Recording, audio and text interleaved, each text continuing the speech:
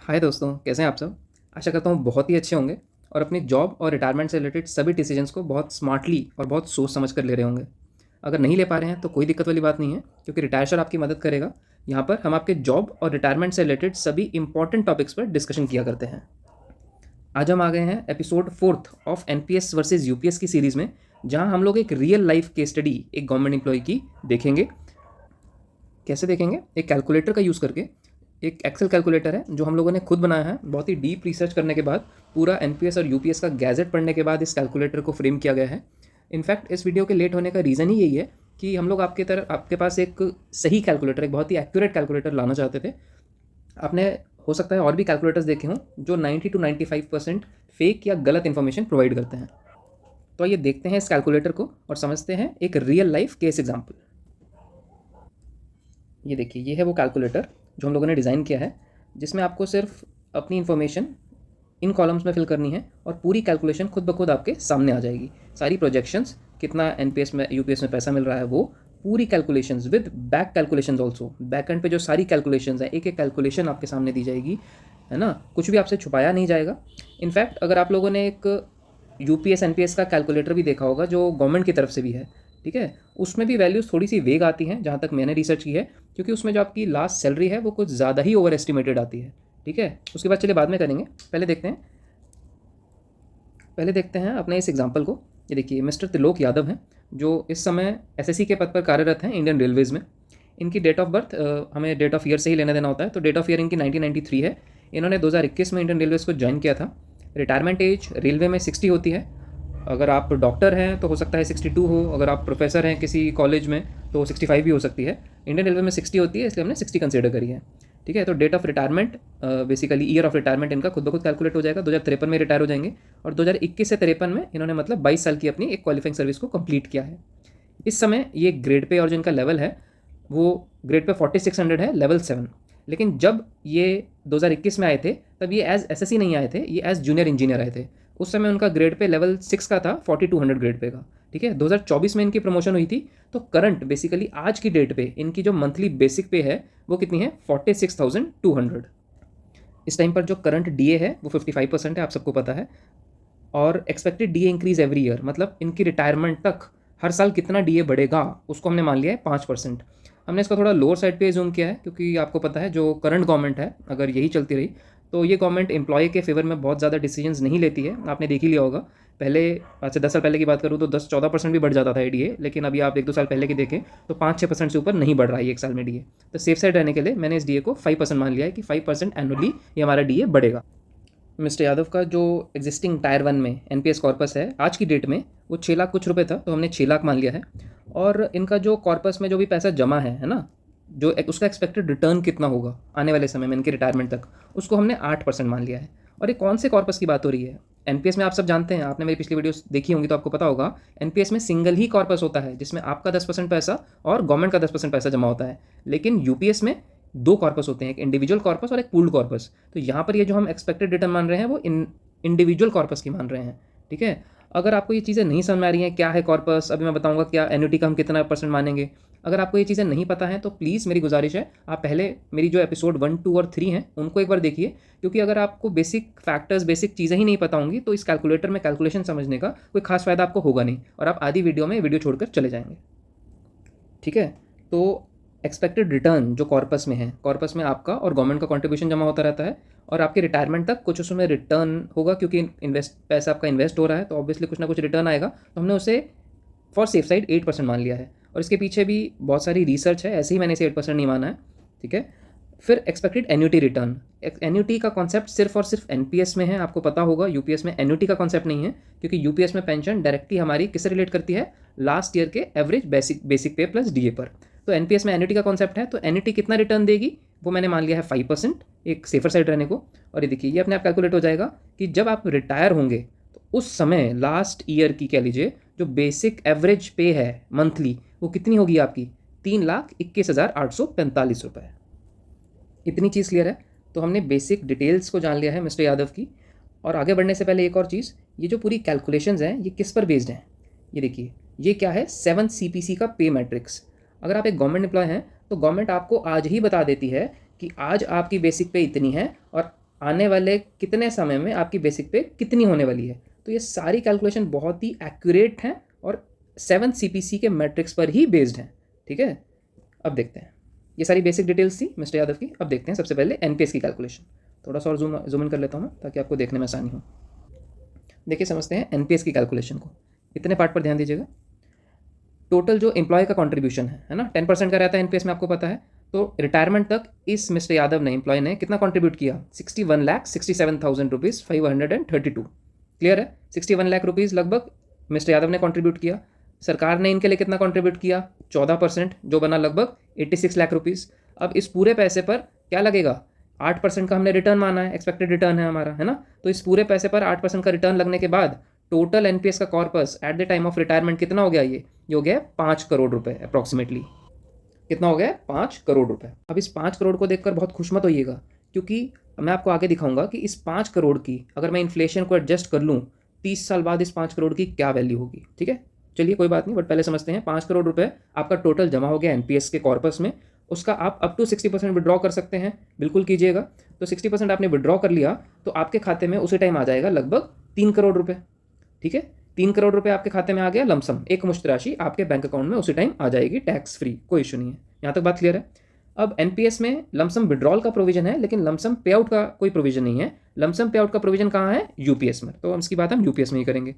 अब इतना 3 करोड़ रुपए तो आपके लमसम आ गए। अब पेंशन कैसे बनेगी, पेंशन जो बचा 40% पैसा, उसकी आपको क्या करनी पड़ेगी, एन्युटी परचेज करनी पड़ेगी।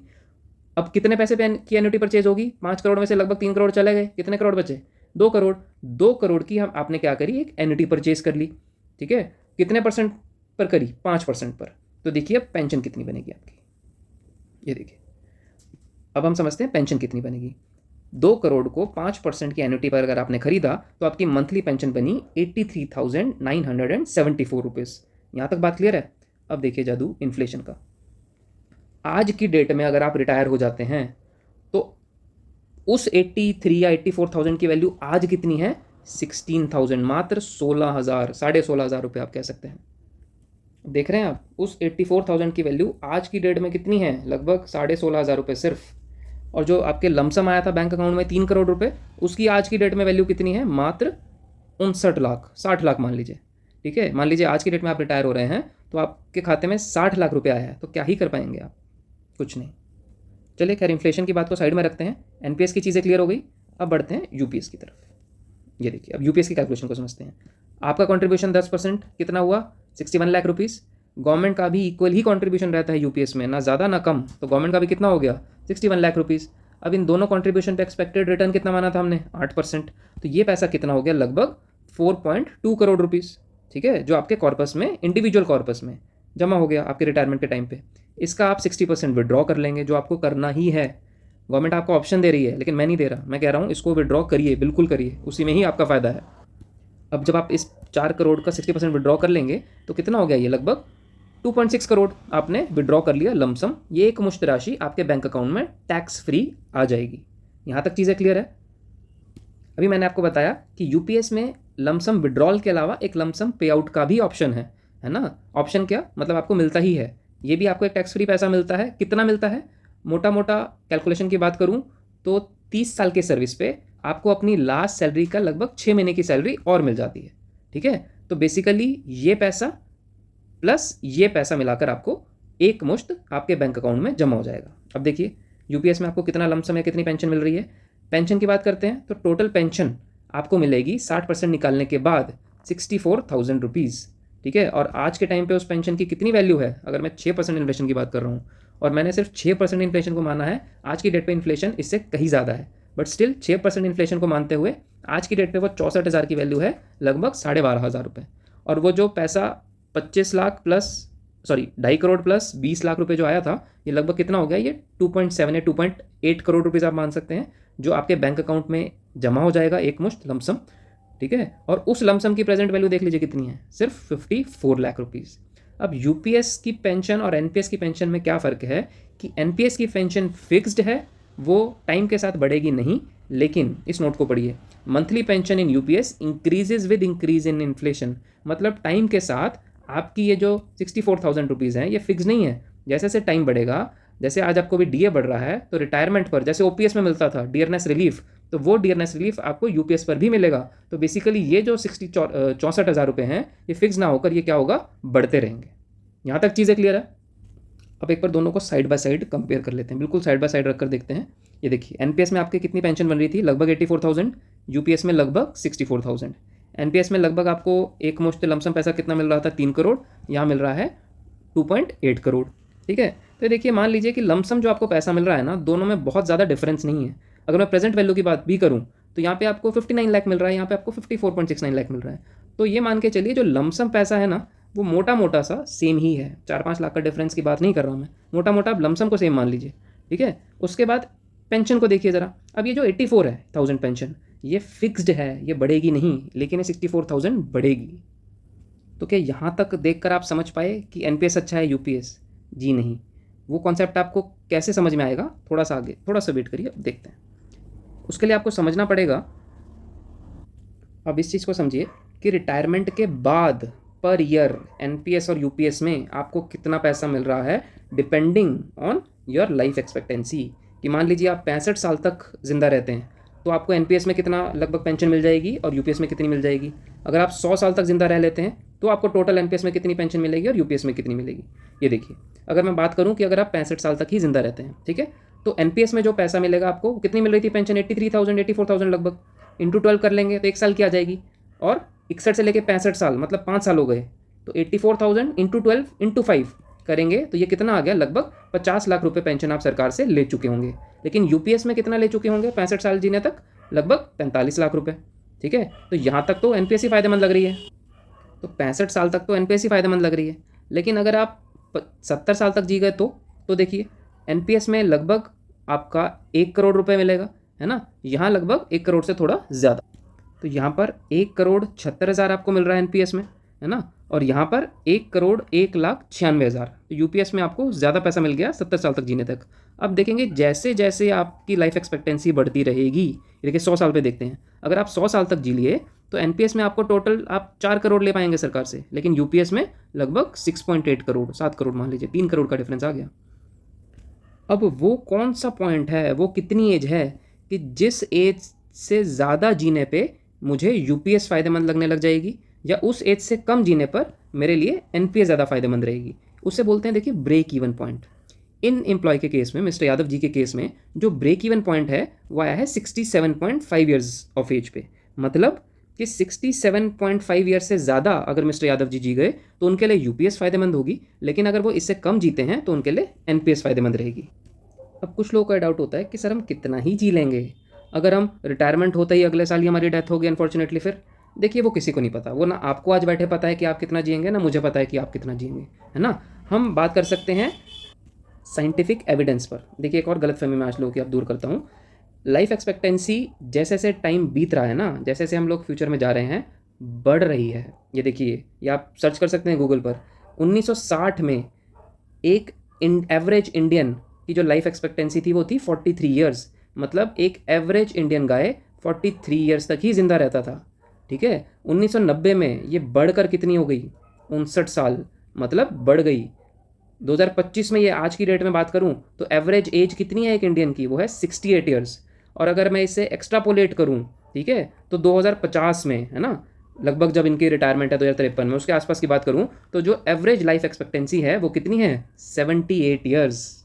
तो आप लोग खुद बताइए, एवरेज लाइफ एक्सपेक्टेंसी को अगर मैं कंसिडर करूं, ठीक है, तो मिस्टर यादव जी के लिए कौन सी पेंशन सिस्टम बेहतर है, एनपीएस या यूपीएस?